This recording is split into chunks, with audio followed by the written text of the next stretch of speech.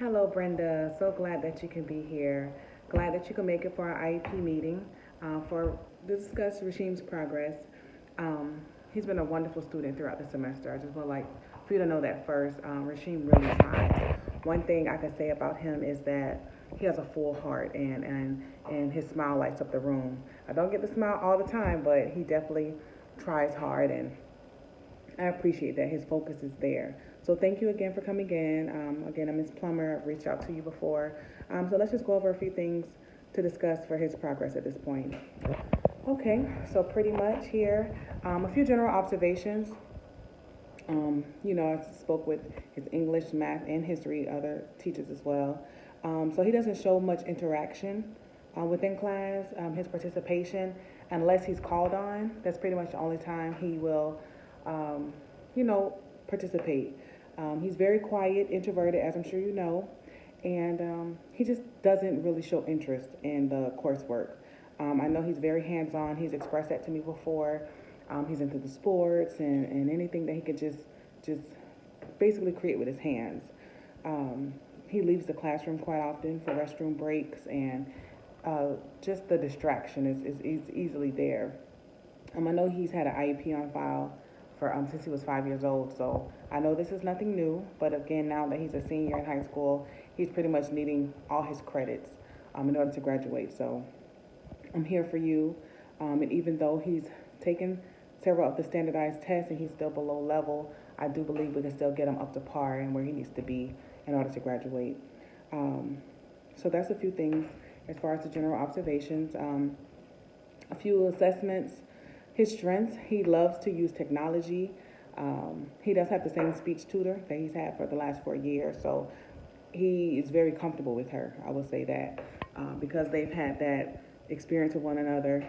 He's able to open up to her and get advice from her, and she assists him as well with Play-Doh, which is the online technology he's able to use to help him complete classwork. Again, his strengths again are his anything with his hands. Now with history, math, and English class, there's not always so much we can do to create a hands-on environment, although we do, but it's very comprehensive based, and a lot of the studying is what he needs to continue to jar it in. So we want to build up his attentiveness, basically. We want to help him with note taking and extra homework, in order to build those areas of need. We provide him with extra options for homework. We provide him with extra testing study guides because we really want to give him that advantage to have what he needs to succeed and to graduate on time. Okay, so pretty much for the lesson plan that I created to help him, it was a lesson plan on the civil rights movement, and I pretty much just wanted to build an interactive platform for him in order to build his comprehension, because that's the main area that he lacks, is his ability to retain the information, his reading. Those are the main areas that's been assessed that he falls below in. So with the history assignment, I created, it was a Little Rock 9. It was basically a point in time during the civil rights movement where the students were asked to, after the laws were established so that students could be integrated into the schools. So I wanted to build a foundation where he could reflect personally.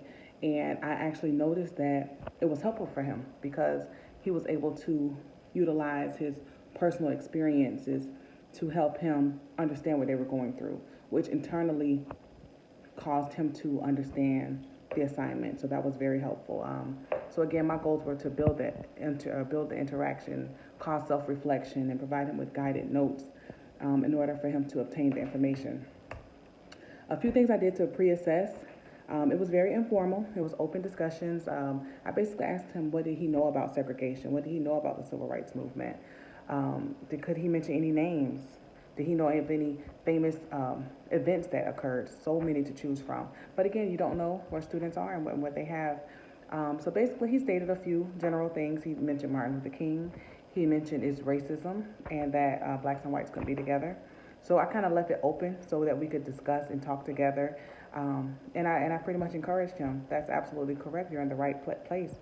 you're understanding exactly the time period I'm referring to for this history class. So history is not always boring. I wanted him to understand that, and there's a lot of information you can get from it. So I wanted to build on that. So with what I knew, he understood. I got into the lesson plan, and I basically provided paperwork about the program, the article. It was an article with pictures, and it just had a lot of information with vocabulary terms that he was probably not aware of. They were highlighted and the pictures. So not just was he able to read the article, he was also provided with self-guided notes. And the self-guided notes allowed him to so the self-guided notes will have questions. What happened with the Brown versus Board of Education? You know, what was the result? What was, who were the 9 students? What were their ages? What was the end result? So while he's reading the article, he's also able to answer questions along the way. And I realized that helped with the comprehension, because not just did he have to read a long, boring article, he was provided with pictures and questions along the way. So that helped tremendously. After the article, we actually presented a 10-minute video.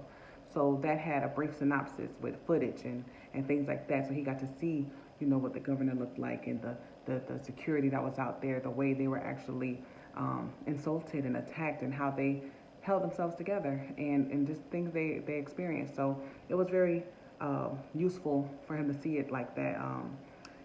So after that, to post-assess him, I asked him what his feelings towards it. How did he feel? How did it make him, how does he feel after that? You know, so I said, you know, for homework, you could write me a journal entry stating how would you feel if you were a part of the Little Rock Nine. When you go home, do you cry in your bed? Do you feel empowered to go back? Do you want to give up? So we pretty much had that discussion. And he was open. He was very open to it, and I was very excited about that for him. Lastly, we did a program called Kahoot, and it's very popular. It's an assessment where a lot of people do it nowadays. It's multiple choice, and it allows you to answer questions. So I was able to put in a few questions and random answers, and he was able to do it, answer questions, you know, multiple choice. So it allowed him to think about all the answers and all the different options. And I even saw a smile on his face, which was amazing. So it showed interest, it showed comprehension. And he actually scored an 80% on the assessment. So that was very, very good for him. So I was very excited about that. So just to wrap up, I do feel like there's great potential in Rasheem. I know he's going to be great. I had a wonderful experience with him, implementing this UDL lesson and seeing him interact and reach out in ways he hadn't before. He will graduate, and he'll be great. If you need to reach out to me, feel free. lplummer at teachingsuccess.edu. Okay, I'm here for you. We're going to see him through this. Okay. Thank you, Brenda. I hope you have a wonderful day. Bye.